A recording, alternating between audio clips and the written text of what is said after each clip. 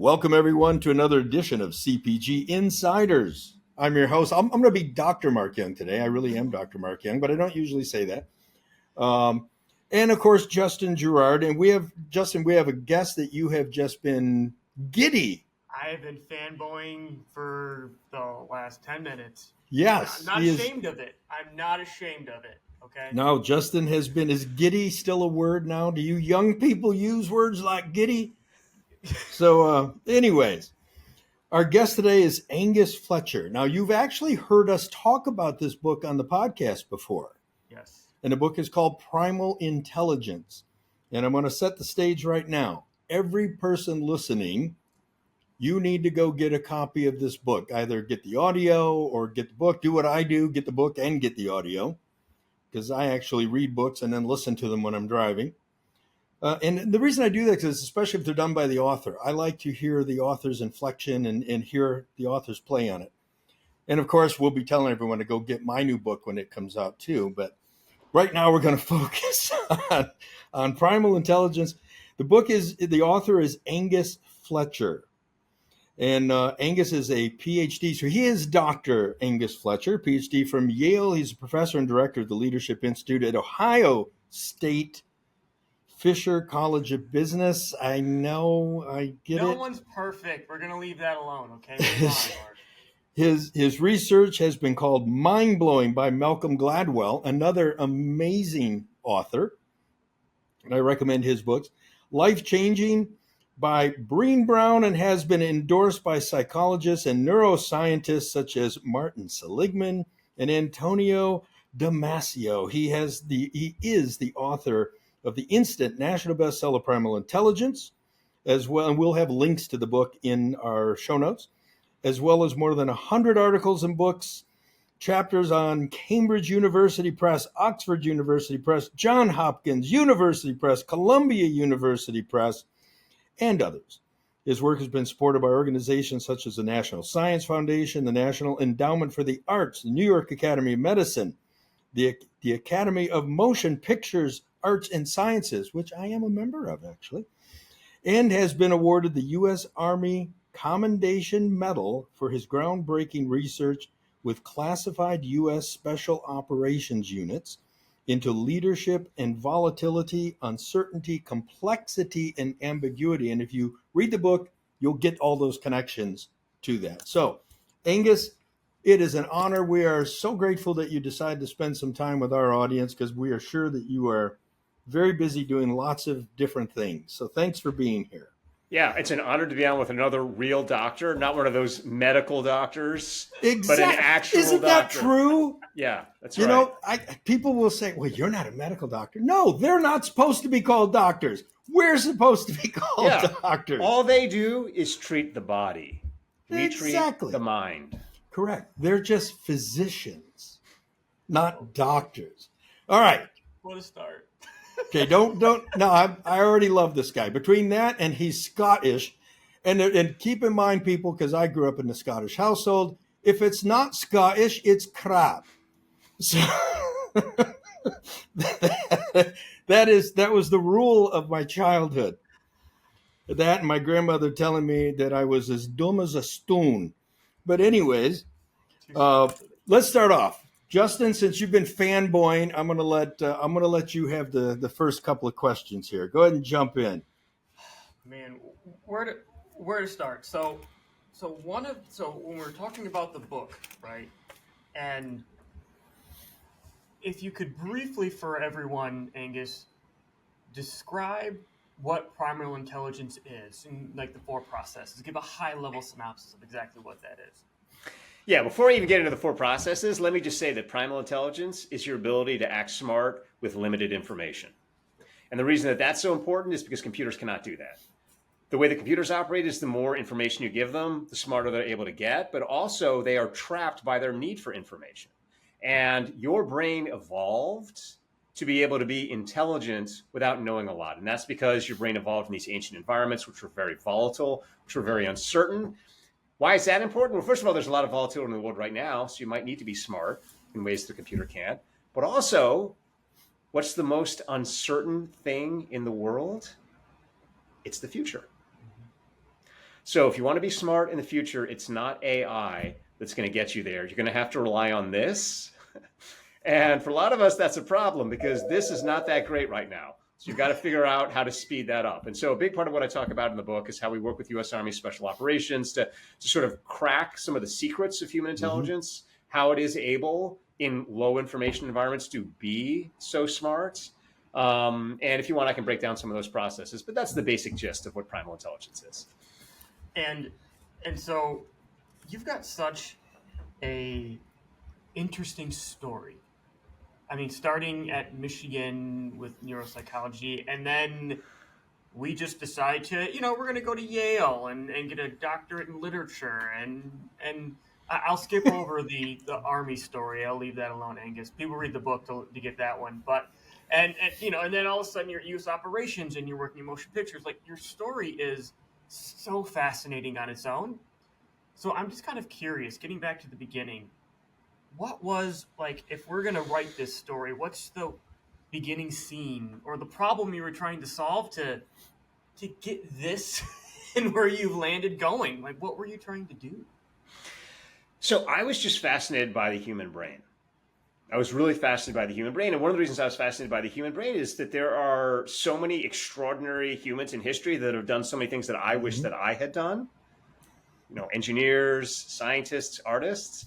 And then I also had my own brain, which was really stupid and was constantly doing things that I wished it wasn't doing. And so I was looking at this kind of, like the delta between myself and these people that I admired. And I was like, I know my brain is capable of those things, but I am not doing those things. What is happening here? And so that's why I went to work at a neurophysiology lab at the University of Michigan. Literally what we did at this lab was we broke the brain down into the simplest unit, the neuron, an individual brain cell. We studied how that worked, and we thought we could kind of build up intelligence from that piece. And what I started to realize working there at the lab is that pretty much almost everyone in the modern world has misunderstood how intelligence operates. And that's because we think of intelligence computationally. We think of intelligence as being what a computer does. And the reason for that is because we're surrounded by computers. And if you go back to almost any era of history, people will look around at whatever device it is they're using and they'll be like, that's intelligence. That's what our brain is doing. And the computer can be smart in certain ways, as we've talked about, when it's got a lot of information, but it works differently. And you can see this on the level of the neuron. People who misunderstand neurons think that they're on-off switches. So you hear this all the time from cognitive scientists or people who have read a bunch of pop books, on how the brain works. They'll be like, a neuron is on or it's off. And then when it builds up a charge, it tells the next neuron to go on or off. And what that is that's known as a Turing machine, which is another word for a computer. That's not how a neuron works at all. How does a neuron work? What a neuron does is it just acts. Even if it's not told to act, it just acts. Which a computer's never going to do. A computer is never going to do, which is why a computer is never going to take over the world, which is why a computer is never going to have initiative. But that, you can just detect this in your own brain. That's why you get restless. If you're sitting still and nothing is happening, you get restless. Does a computer get restless when nothing is happening? No, it just sits still. You get restless. You have anxiety because your neurons are acting. That's because your brain is like a giant democracy. What is a democracy? It's a bunch of individuals that are all just doing their own thing. They're acting. They're generating all of this action. So then the next question becomes, okay, well, neurons are generating action. That kind of makes sense because to survive in the world, you got to act. If you sit still, you get eaten. The one rule of life is you always got to be moving, right? Either away from what's trying to eat you or towards what you're trying to get. So action is good. The ability to invent, to initiate action is great because that means that you're constantly staying one step ahead of where you were yesterday. You're constantly doing something new. You're doing something that other people haven't focused on. But just initiating action, just like thrashing around with random movements, that's not helping you get very far.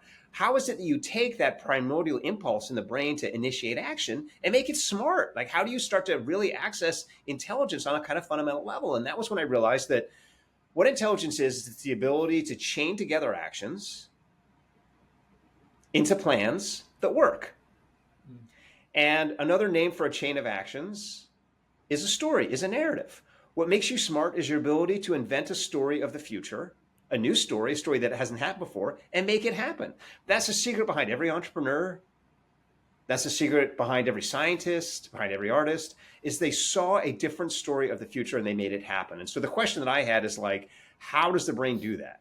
How does it come up with stories that work? And that's why I ended up going to study Shakespeare at Yale, because Shakespeare invented a bunch of stories. People who don't understand Shakespeare think that he just stole his stories from other places. He didn't. Shakespeare invented a bunch of stories that worked, were very effective.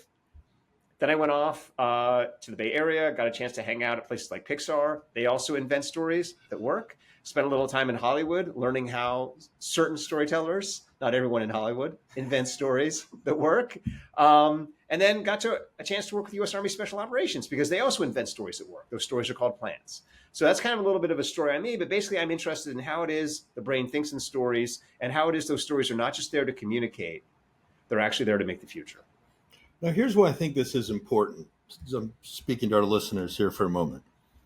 Not only is important, one, for you to understand your own story, and for you to understand how your brain works and how the people that you interact with work, but storytelling is how, exactly what Angus is talking about. Storytelling is how you're going to tell the world who you are, and how people are going to understand why the thing you make is important, how that thing fits into their life.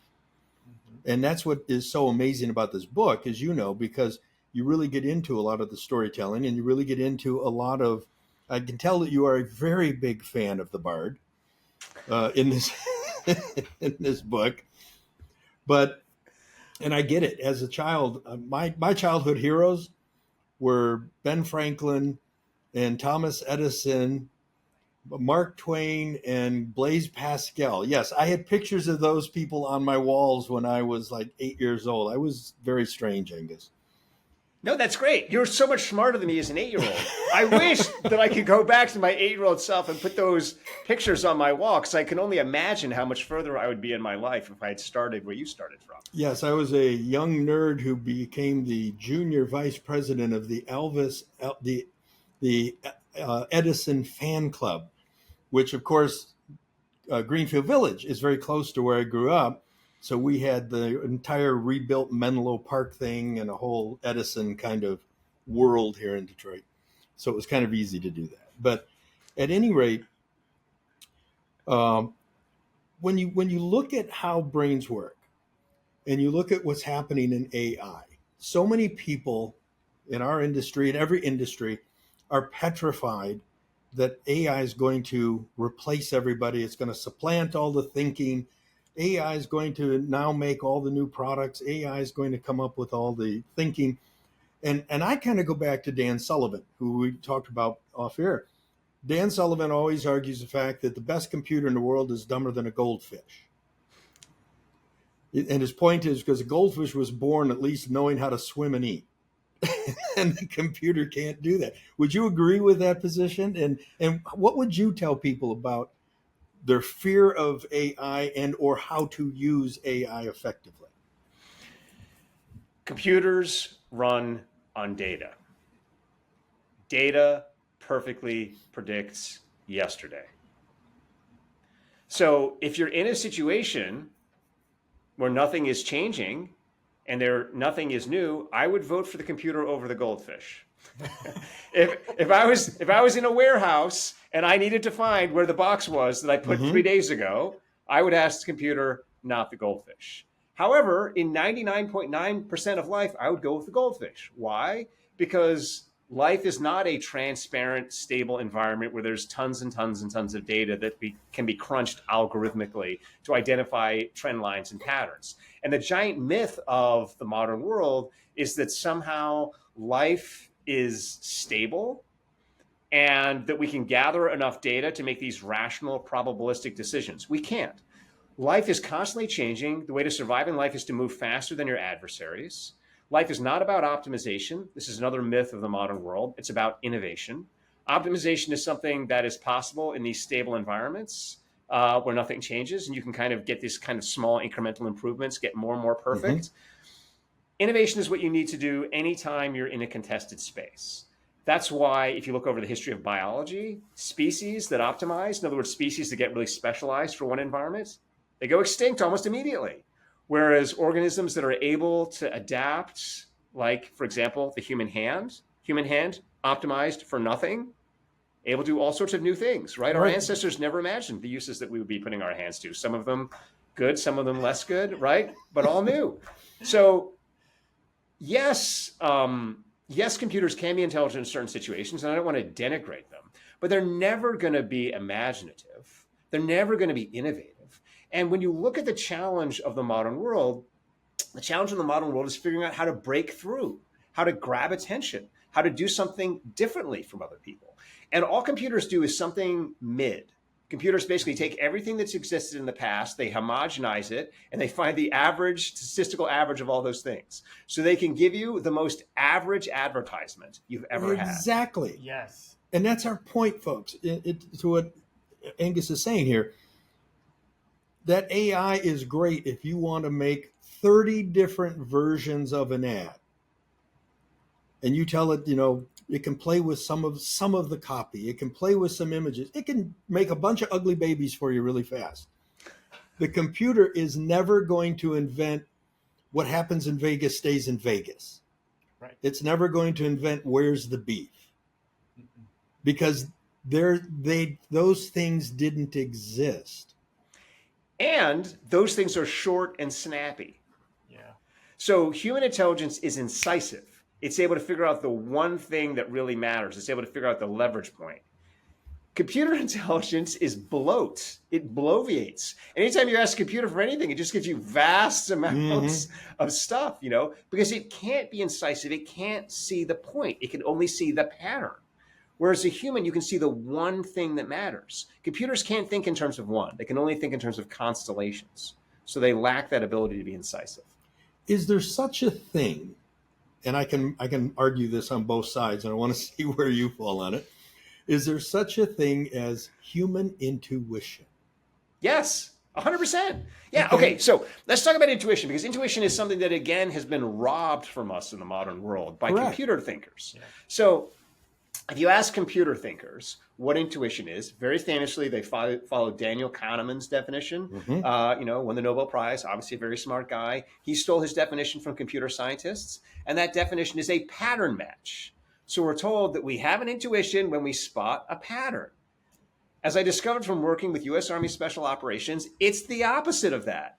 Actually, human intuition is your ability to spot an exception to a rule. The anomaly. The anomaly, the singularity. This is the one thing the computers cannot spot. When a computer hits an exception, it skips over it or regresses it to the mean. As a human, when you see something weird, you immediately go, wait, that's weird. That's like the number one experience that all of us have all the time. We're like, wait, that's weird. That's your intuition. And at that moment, you have a choice. You can say, that is weird. I want to figure out where it's going. In which case you have the opportunity to say, hey, this weird thing, is this going to be a new opportunity? Is this going to be maybe some new threats? Maybe, there's something out there, on the horizon, and you get that chance to kind of get to the future faster. Or you can do what a computer does and ignore it. Stay in your lane, stay in your tunnel, and then get eaten. So So, what would you go ahead. say to all of these, for our listeners, these entrepreneurs, these marketers that are just inundated with data?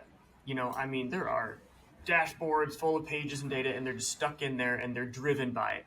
What would you say to them to help them get back to trusting that gut, to get back to trusting that intuition, whether it's theirs or the people they hire like us, when it's like, well, I don't have anything that proves that out. That's the point, because it's new.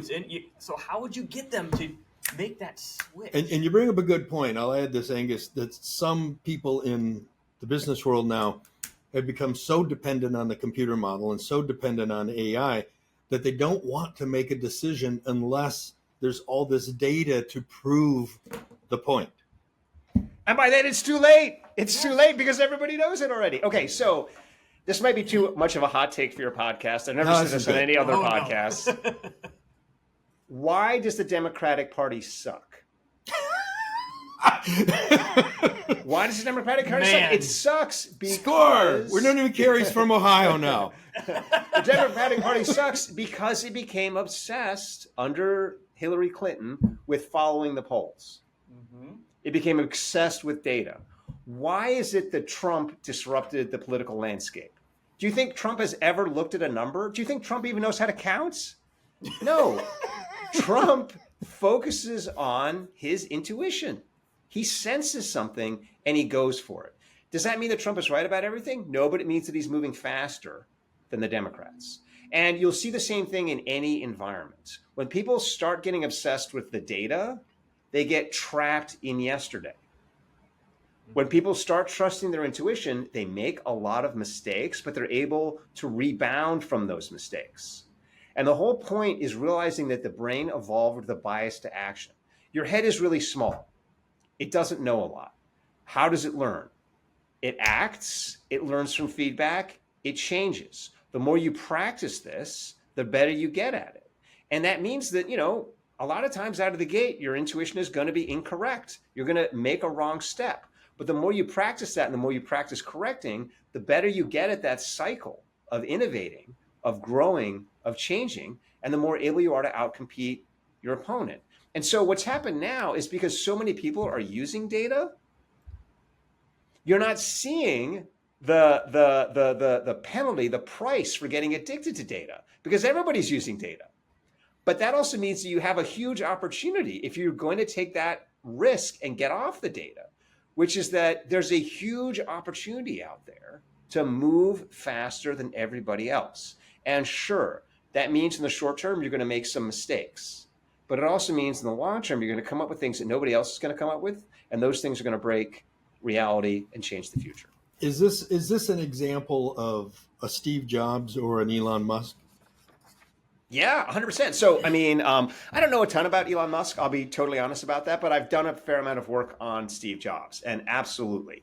Steve Jobs pretty famously read Shakespeare, had his mind blown as a 17-year-old by King Lear, and then became committed to this philosophy of identifying what was unique about things and then doubling down on them. And, with a classic example of this in the history of electronics is the personal computer. So basically, if you go back to the early 80s, everyone, including IBM, thought the whole point of a computer was more data, mainframes, more data, more better, right? That's the whole point. And so all these hobbyists started coming out with these little computers. And IBM was like, that's the dumbest thing in the entire world. Why would you want a little computer? What could you ever do with a little computer? What would be the point of that? And of course, Steve Jobs, and Steve Wozniak, they come along and they're like, hey, I have an idea of what I would do with a little computer. I would take it home and I would play games on it and I would do word processing on it. And it would be my personal computer. And that was what broke IBM. That's what shattered IBM, because once Steve Jobs realized that people wanted a personal computer, he didn't just sit and stay with a small computer. He said, how do I make it more personal? How do I double down on the exception? How do I keep going in that direction? So I use the mouse. A mouse makes it more personal because then I don't have to fumble around with this keyboard. I make the computer cute looking. I give it fun graphics and sounds so that people have little crushes, little emotional crushes on their computer, right?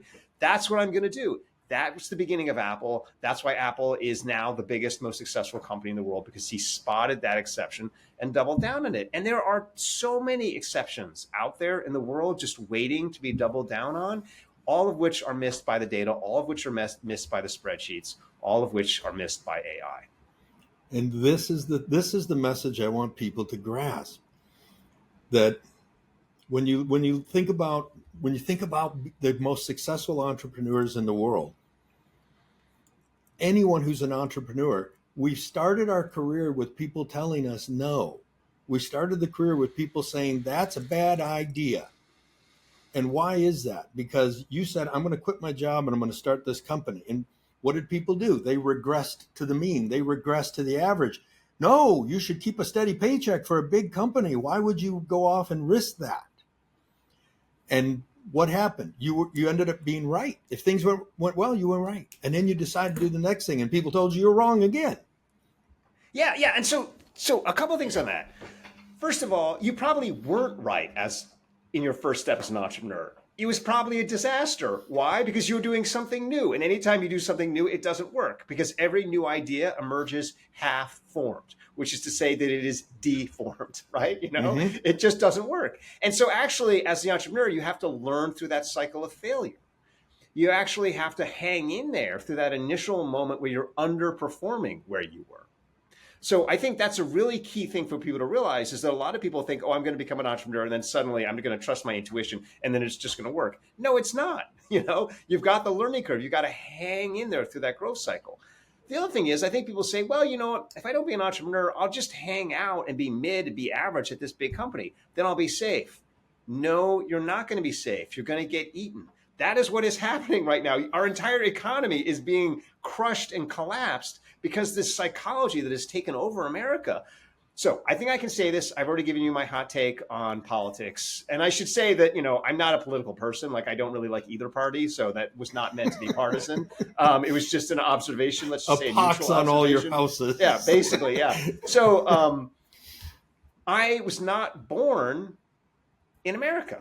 I came to America. I chose to become a citizen. Because of that, I have a kind of unique version of patriotism, which I think only people who have immigrated to this country and become citizens have. And we love America because we see it as a chance to be free, to be an individual, to do your own thing.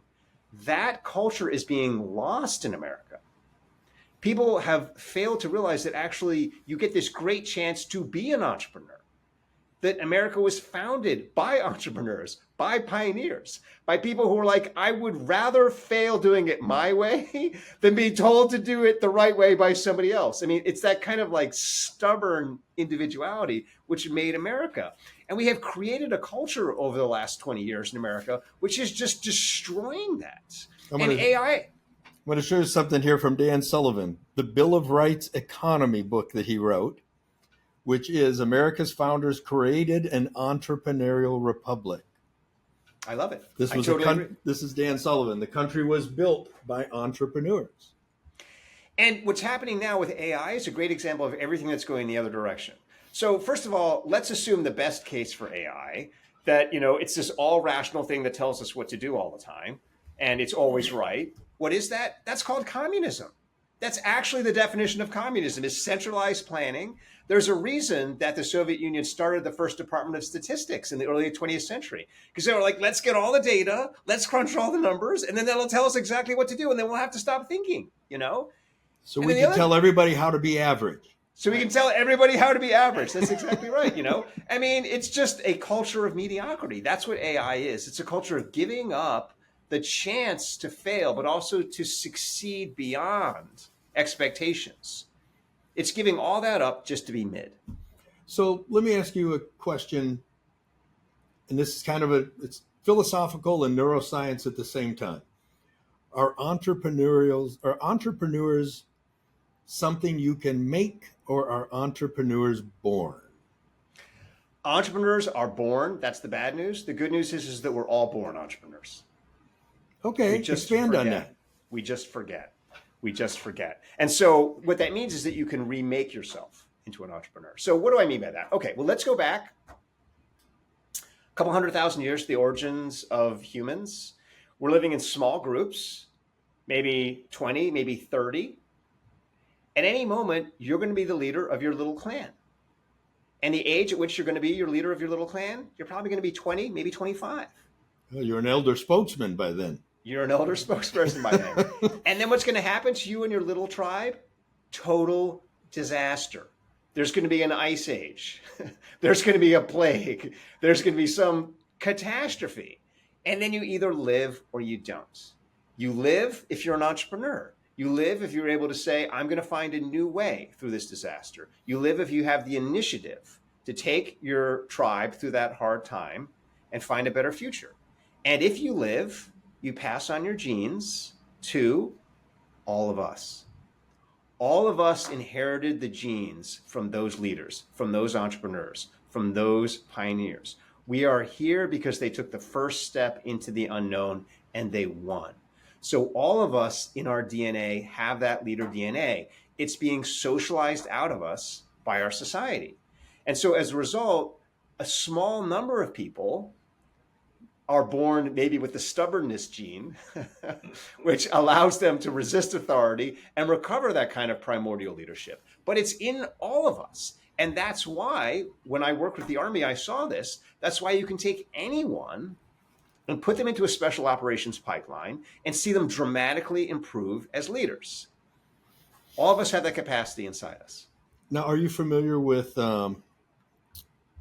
Doug Brackman's work. Doug Brackman did a book called Driven, and Doug's a friend of mine. And Doug's work is built on that entrepreneurs and special operators tend to have a certain gene expression of the, what is it, D2, D4, and the Comet gene sequence. Yes. And I don't know, are you familiar with that at all? Or I'm assuming you are. I am familiar with it, yes. What's your feelings on that or your thoughts on that? Because his argument is entrepreneurs are genetically programmed that way. Yeah, so there's so in the modern world, it helps to be an entrepreneur if you have a certain kind of, I would say, almost like antisocial bents where you just don't care that much what people say. By the way, I'm feeling better about myself on this interview now, Justin. I regret this, actually. I stand by in the beginning, but now I kind of regret it. My antisocial behavior is actually justified now, but please go on, Angus. Because a big part of what drives you in the modern world to be an entrepreneur is just to have that sense of I'm going to judge myself by myself as opposed to what other people think of me. You know? And so I definitely agree that some people have more of that than others, and I have more of that than a lot of people. You know, I'm more driven by my own standards of success than I am by external standards of success. But that doesn't mean that every human being on this planet isn't born with the capacity to have initiative, isn't born with the capacity to have imagination, isn't born with the capacity to be a leader, isn't born with the capacity to be an entrepreneur. It just means that because of the current cultural conditions, some of us are more able to access that ability. So while I agree with the overall point that if you take a sample of people who are now entrepreneurs, you'll see more of those tendencies in them. What I disagree with is that all of us can't be entrepreneurs.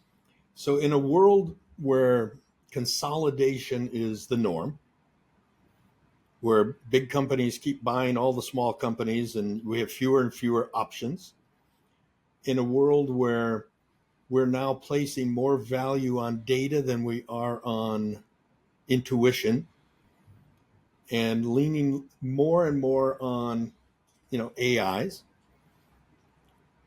are we entering into an era of the drone worker, or are we entering into a dawn of the entrepreneurial class? Yeah, it's going to be a dawn of the entrepreneurial class because the other way doesn't work. I mean, this is the brutal reality, is we live in a world that breaks drones. Drones die. It doesn't work. For a small period of time, if you get enough drones together and the environment is stable enough, it's like sheep in a pen, if you get enough sheep in a pen, and, the weather's nice, kind of like it is in England, for long enough, it's okay for those sheep. But then what happens? All of a sudden the Vikings show up and then the sheep all die.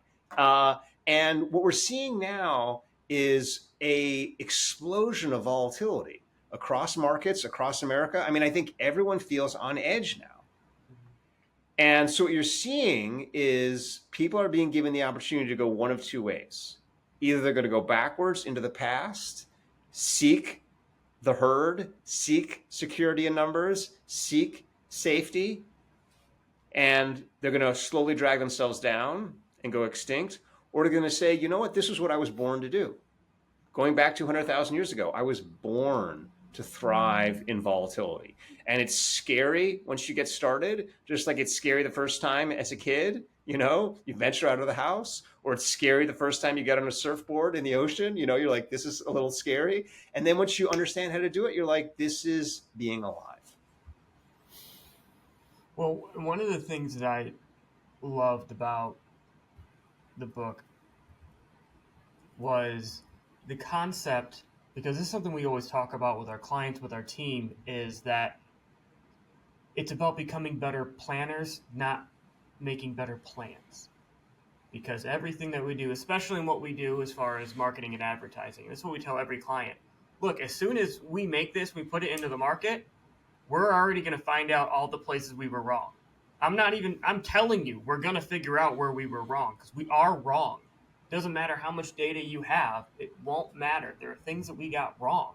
So it's the reason why you hire people like us is because we're better planners. We know how to shift faster and learn faster from our mistakes. And so that immediately clicked in my brain when you were going through the book.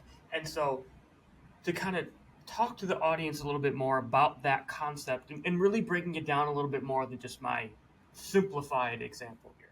No, that was fantastic. And so that concept and everything else in the book that's smart, I do have to just pause and give credit to United States Army Special Operations. All of it was stolen from them, like literally. They don't get credit for this. I think a lot of the reason they don't get credit for this is because they talk in like Army speak. Everything's like an acronym. So like no one can understand what they're talking about. Literally, I went into a school that was called USA Jafuk. That was literally the acronym for the school. They were like, it's USA Jafuk. I was like, what is this? Like, you can just call it SWIC if you want. I was like, that doesn't make any more sense calling it SWIC. Like, what are you talking about? So Army, bad at branding, great at ideas. So all the ideas in the book stolen from the Army. And this idea, it's called Plan or Not the Plan, comes from Dwight Eisenhower. He has this famous quote where he's basically like, what you do before you go into battle is you spend all your time planning.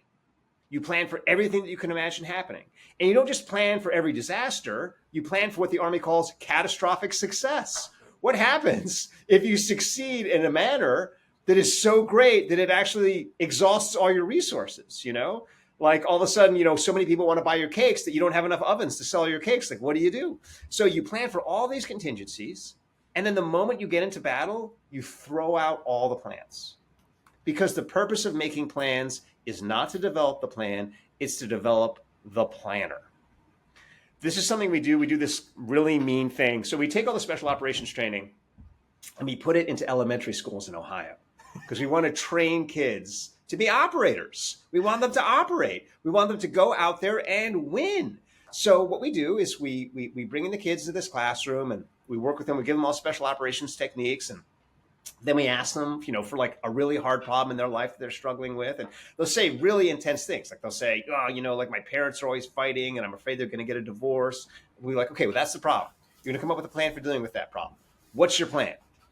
And then the kids will think about it for a while and they'll use all the special operations training and they'll come up with a plan. And then we'll say, you know what? That was a great plan. That was an incredible plan. And it didn't work. Your parents are still fighting. What are you going to do, 8-year-old, right? You know, and the 8-year-old looks at us, right? Is like crossing the border? Is there a line where it just becomes abusive at some point with these kids? No, there is no line. There is no line. Okay. They're going to be operators. This is, you know, the truth of the matter is that kids are so much stronger than you think. Yeah. They really are so much stronger than you think. And the systems we put them into take away their power. And we think we're being kind to them, but we're actually taking away their autonomy, taking away their self-determination. So anyway, so we pull them aside. We say, you know, that didn't work. And we pull them aside. And they're like, oh my goodness, what do I do? And we pull them aside. We say, hey, you know, remember how you came up with that first plan? They're like, yeah. What does that mean? That means that you're a planner, because a planner is someone who can come up with plans. And they say, okay. And so that means that even though your plan didn't work, you're still a planner. So come up with another plan. They say, okay. And then they do. They come up with another plan. And we've done this over and over and over again. And what we found is that their second plan is more imaginative and also more practical than their first plan. So you're not really depending on the plans. You're just rehearsing how to make plans. That's exactly right. And the key, there's a lot of keys to making plans, but one of the big keys to making a plan is to get out of thinking in probability and to start thinking in possibility. Now, by the way, Justin, you will know something that I wrote in one of my older books that we teach people. And we tell clients they need to do 4 plans and sometimes 5. And our plans is possible, probable, preferable, and wild card. So it's, what do I want to have happen? What do I think's going to happen? What could go wrong or could go right happening? And what happens if everything goes north or south? And for us in the products business, it's what happens when I come to work and there's a 60 Minutes crew in the lobby? Or it's what happens if I come to work and Oprah just said this was her favorite thing? That's right. Yeah. And the wild card is brilliant because the better you get at doing the wild card, the better you get at doing every situation. Like the more you can handle wild cards, and we do this all the time when we're doing, you know, training with the Army, is we say, let's not focus so much on things that you think are going to happen. What's the most extreme case? What are you going to do in that extreme case? Push your plan to the limit and keep putting yourself in that place where you're pushing yourself to the limit. And the more that you're comfortable at the limits, then handling the inner rings is no problem. Angus is also driving a great point, Justin, have you heard me tell many people, and that is my belief, Angus, is there's no such thing as a real part-time entrepreneur. I'm going to keep my day job, but I'm also going to be this entrepreneur. And to me, if you have an escape hatch, which is that steady check, there will come a day that you will take the escape hatch and you will make the decision to prioritize that steady check over that business. Because my whole thing is to be a real entrepreneur. I'm interested to get your input. My analogy or my metaphor that I tell people is, imagine you walked out on this big rope bridge that's dangling over a 700-foot deep cavern, and your first step on the bridge, you set the ropes on fire. And now you need to run to the other side before the rope burns through. And I always tell people, and chances are it will burn through before you get there, and you're going to need to learn how to climb that rope ladder to make it the rest of the distance. By the way, I like you thought that I had crossed a line when talking with the 8-year-olds, where you're putting people on ropes that are on fire and then making them climb out of gorges. I mean, we need to get you in the Army, by the way. The Army would love this. They would put this in their basic training. Set fire to the rope. Be amazing. Actually put them on a bridge and set fire to the rope. Literally. Well, I mean, what could go wrong? I mean, but that is it, though. And do you find that there's a similarity between entrepreneurs and special operators? Yeah, absolutely. So let's go back to the kind of the key point here is, what did the human brain evolve to do? It evolved to lead in these volatile life and death situations. Your full intelligence is not coming online unless you feel like it's a life or death situation. You're going to get smarter when you put yourself in that real position of precarity. That's where you're going to start to develop your real resources. And also, as part of that, the more you start to become comfortable in precarity, the more able you are to take actual risks, because the brain evolved a long time ago in situations in which almost any minor disturbance would kill us. And as a result of that, we in the modern world have this brain that is constantly overreacting and over panicking to situations that are actually not that dangerous. So you see this all the time. People just lose their minds in a fast food restaurant for some reason. Mm-hmm. And you're like, no one's going to die in the fast food restaurant. Why are you acting in this manner? All the time, people in their cars losing their minds over being cut off. It's like, what are you doing? And what that's revealing to you is that your brain is always overestimating the amount of danger. In the modern world, there is just a lot less danger than you think that there is. So you can afford to take more risk. You can afford to take more risk. Yeah, I mean, today we live in a world that's safer than anything. Some of what you sound like also sounds a bit like people's brains getting into what I might refer to as flow state. Yes, I totally agree. Yeah, no, and that's absolutely right. So flow, right? Flow is when an expert does something that's challenging for them. And that's when you feel totally engaged. Like I have in this conversation, which apparently has taken almost an hour and it's just gone by like in the blink of an eye because I've been so challenged by these questions. But yeah, when you put yourself in that position, you start to realize I'm really challenging myself in a healthy way because my expertise is being stretched. That's when I enter flow. That's when I know things are working. And you see this all the time with whether it's an entrepreneur or an operator. Even if they're in these life and death situations, they're calm, they're moving purposefully because their expertise is matching the level of the stress. Now, maybe you can explain what happens inside the brain. I'll give you the scenario. I've had several occasions in my life when I've been in life and death situations. One was because I was a police officer at one point. 2, I race cars and ride motorcycles and do lots of unusually dangerous things. It's not lying. I have found that when I am in a life or death or extreme danger situation, time completely extends for me. Yeah.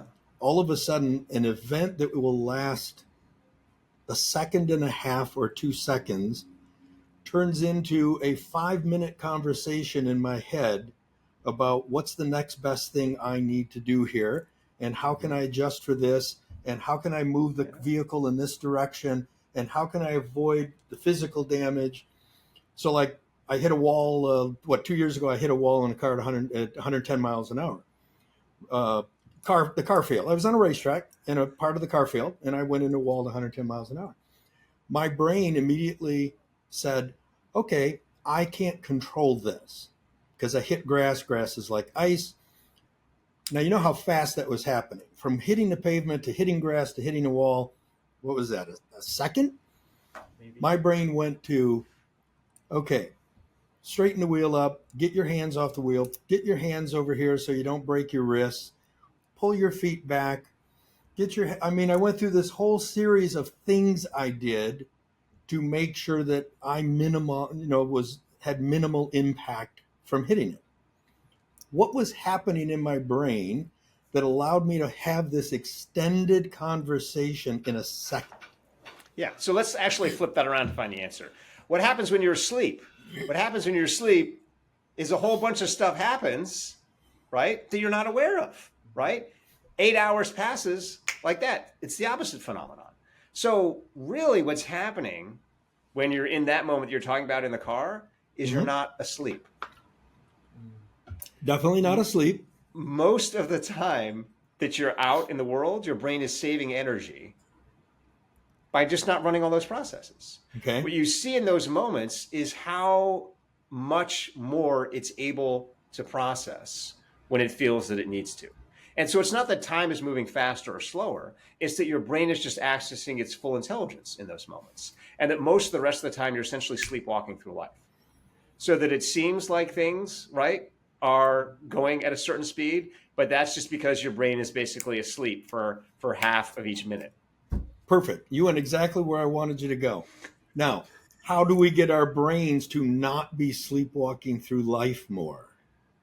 Well, okay, so here's the reality. The reason that your brain sleeps is because it takes a lot of energy to be as alert as you were. So if you were that alert all the time, you'd either be on drugs, right, and frying your brain, right, or you'd be engaged in some kind of adrenaline dump, right, and then you'd need to come down. So the key is to be able to upcycle like that when you need to, because you're not going to be that way all the time. And so how do you know when the time is, for you to upcycle? And what I talk about in the book is what you do is you tune your anxiety.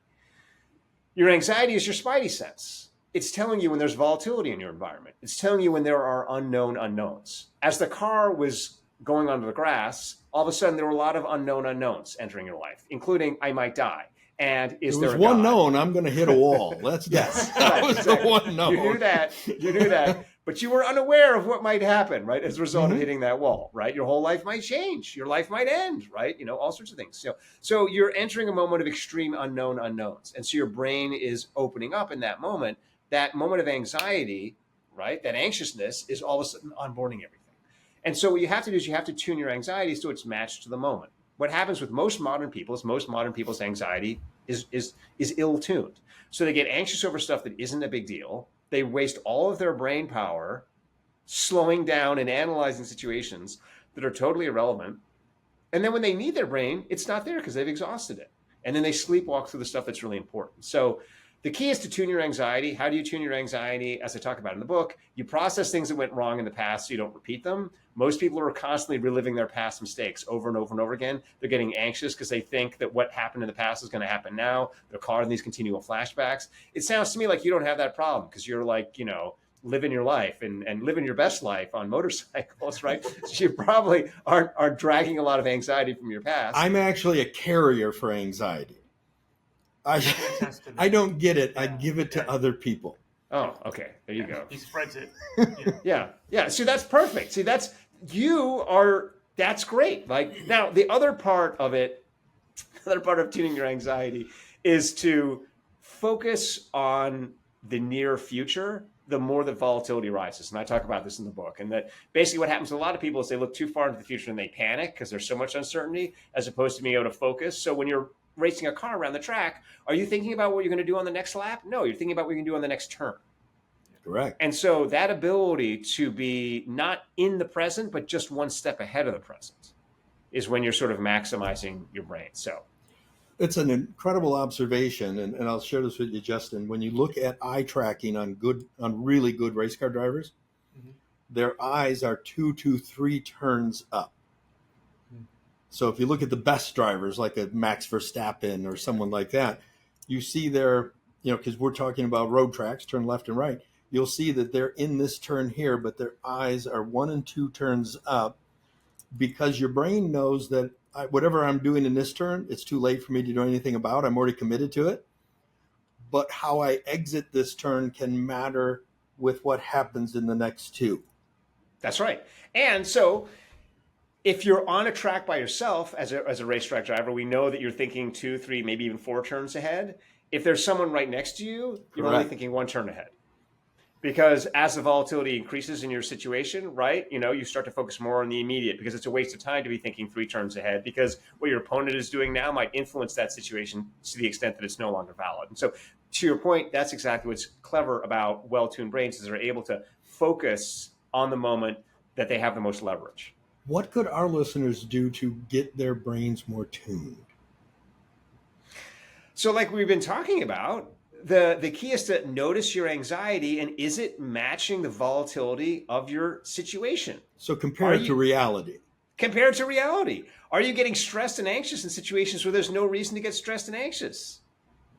Do you need to calm yourself artificially, right? With alcohol or whatever, in situations where you're not in any danger? If so, that's suggesting that your anxiety is overtuned. You need to pull it back. Alternatively, are you too zen? Are you too relaxed? Are you the kind of person who just doesn't worry about anything, and you think about the future and you're like, it'll work out just fine? That's not a good sign. That's not a good sign, because the future, as we've discussed, is unknown. And so what you want to start to monitor is my anxiety matching my environment? Do I find myself getting appropriately anxious in situations where I need to be vigilant, and then relaxing in situations where I've been here before? Like the race car driver, right? When you're in the flat, you're more relaxed. When your opponent is coming up onto you, right? That's an unknown. Mm-hmm. I start to get more tense, appropriately so. So start to monitor your own levels of anxiety. Don't do what we do in the modern world and practice meditation or mindfulness or any of these kinds of things. Don't say that anxiety is bad. Instead, learn how your anxiety is your spidey sense, is telling you when you're right to be vigilant. And as an entrepreneur, I'm sure you'll see this all the time. As an entrepreneur, sometimes something will be wrong. Your product won't be right for the market, or the market will be changing. You should be anxious. On other occasions, things are going just fine, and you're being over anxious and meddling in things that could be working. And starting to recognize when you're appropriately anxious, when you're over anxious, when you're under anxious, that's the key to kind of getting that maximum intelligence out of your brain. I think one of the best pieces of advice I've had in the past couple of years was the notion of eliminating the idea from control from my thinking. And this was in regards to sports training for racing. And it was a coach that was teaching me, stop focusing on control, because you can't be in control. Because in racing, the car's a little bit out of control at all times. And instead, switch your your inside conversation to not control, but influence. I want to influence the outcomes, not try to control the outcomes. And by the way, it was a very good tool, because control, when I figured out how to give up control and go to influence, I got faster. Yeah. Because it was like, okay, I just got to let this car be loose, and I'm going to have to and it might go off the track. I mean, that's just, I don't control everything, but I'm going to influence where I want it to go. And I think the same works for your operators. I think the same works in business. Yeah. I would say for members of your audience who don't have a death wish, instead of doing race car driving, do surfing, because it's the exact same thing. You can't control the wave. If you're a surfer and you're like, I'm going to surf now, it's like, no, you're not, man. The wave. You need the wave, right? You need your environment. But then once you get on the wave, you can then start, to your point, interact with the wave, influence the direction, work together, partner with life, ride the flow. And that's what it is to be an entrepreneur. You're riding the market, you're riding your customers, you're not imposing your will on the landscape. You're figuring out how to engage with the energy that's there and direct it in the place that you want it to go. And there's a lot of great surfing in Ohio, by the way. Oh, we're famous for our surfing in Ohio. I do all my best surfing here. Some great waves. Come on and join us. Absolutely. Justin, what do you have?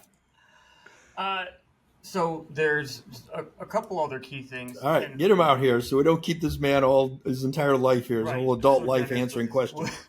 With this time. So there's a couple things that we have, immediately after we read your book, we have just been implementing. Okay, there's two key things that I'd love for you to talk about. So one, obviously specifically because we're in advertising, is the concept of leveraging fear and imagination, I'm paraphrasing, as it relates to marketing communication and what the outcomes can be, short-term or long-term success. So we That talked was a lot about that. yeah, you're right. That was a So super part of that book.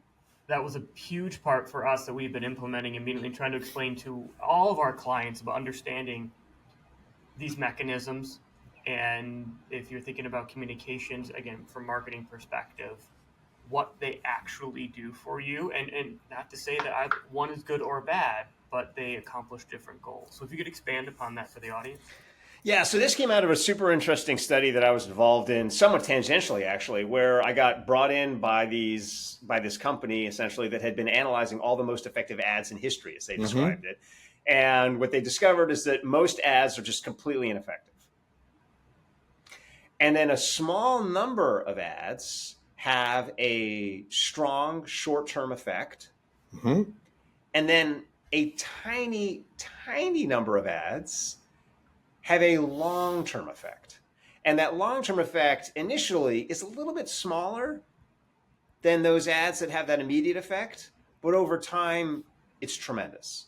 And so they were going around showing all these different ads to various experts, such as myself, and asking us what was going on. And when I looked at the ads, it was pretty obvious to me, as someone who does this stuff for a living, that the ads that had that immediate short-term effect were really good at stimulating people's fear. So kick the amygdala up.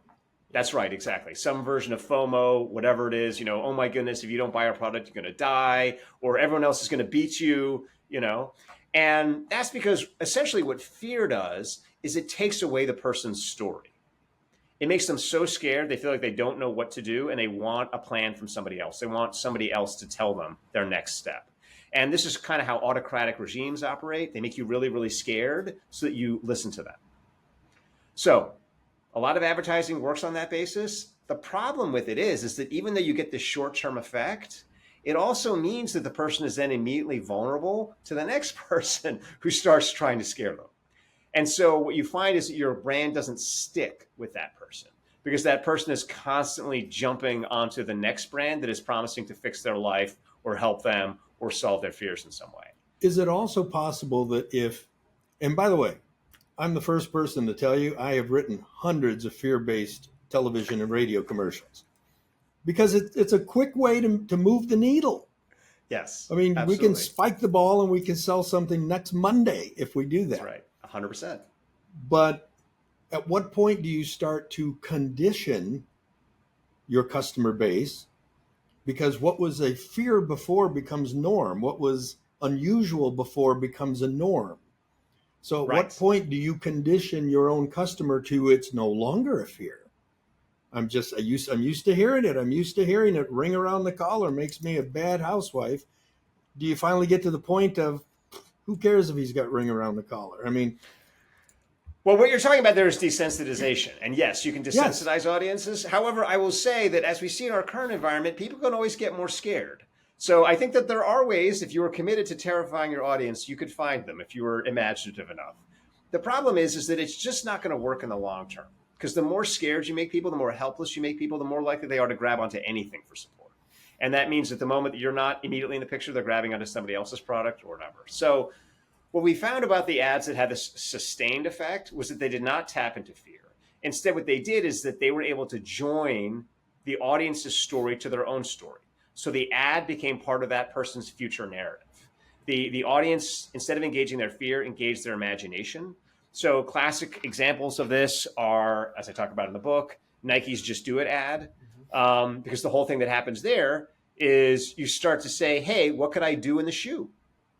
Wearing that shoe, what could I do, right? What's the next step for me? And then all the things you imagine yourself doing, the shoe becomes part of them. And that's why 99% of people who wear Nikes are not using them to work out in.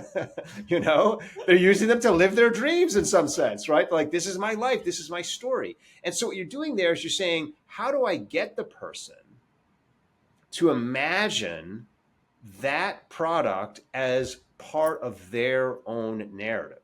so that without even thinking about using my product, it just becomes an automatic part of their story, just like their kids are part of their story, just like their house is part of their story. It just becomes part of their planning.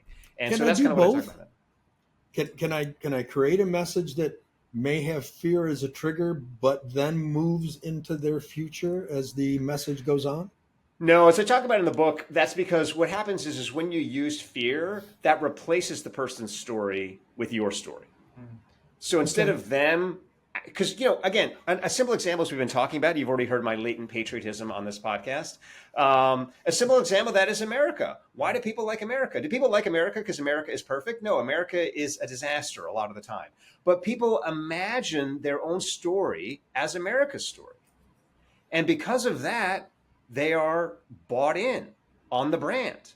And so what you're doing there is you're activating people's sense of possibility, of imagination, of aspirational futures, which is different from something bad is going to happen to me if I don't buy this product, which is more about just kind of saving myself in terms of where I am or not being defeated by others.